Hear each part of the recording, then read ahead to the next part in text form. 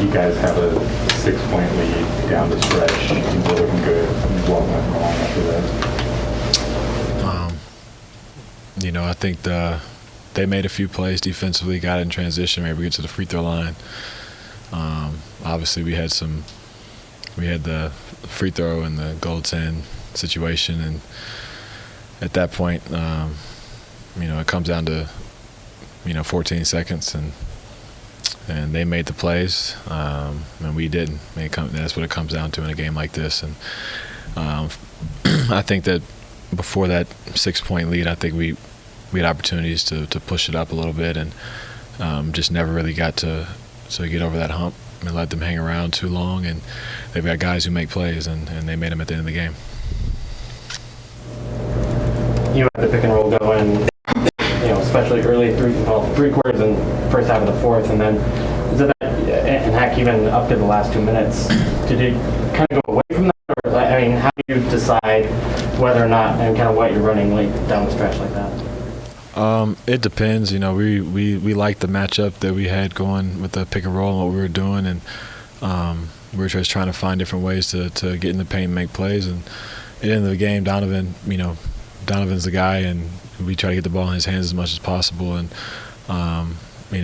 some nights it works, some nights it doesn't, and that's just what it is. But he's gonna be our guy, night in and night out.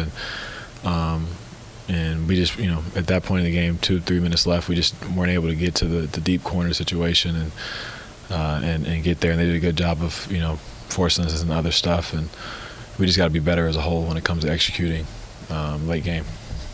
Ja and Desmond both had 30, and Ja was less efficient than Desmond was, but what did you see in your guys' defense on those two guys?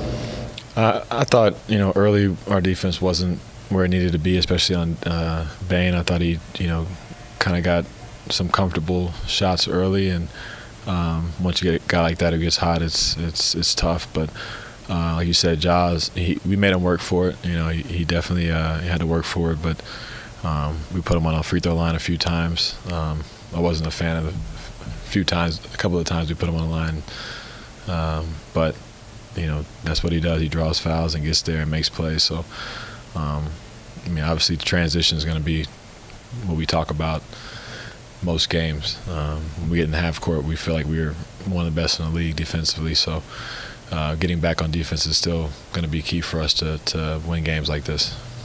Transition defense, defensive rebounding popped up again. Why has that been such a struggle for you guys this season?